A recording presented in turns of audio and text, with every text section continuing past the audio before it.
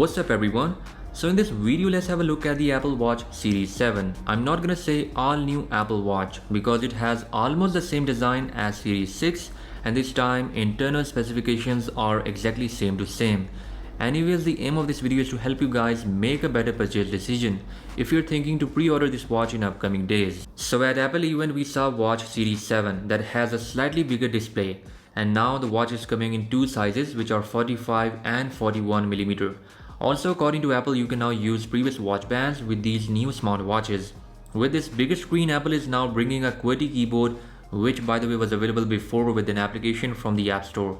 But sadly, Apple has taken that app down from the App Store and developer of Flick Keyboard is now suing Apple for this whole mess. Anyways, this bigger display according to Apple has a more scratch and crack resistant glass. But honestly, they say this every year. My Series 6 is about 1 year old and it has not a single scratch on glass. Talking about internal specifications, Apple didn't mention anything regarding the processor. So now Series 7 is running on exactly the same S6 processor from Watch Series 6. A new processor basically helps in providing better battery life. That's why here we have same 18 hours of battery life.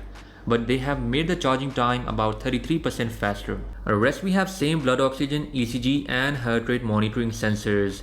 Apple didn't mention about adding new sensors, so they are basically the same which are present on the Apple Watch Series 6.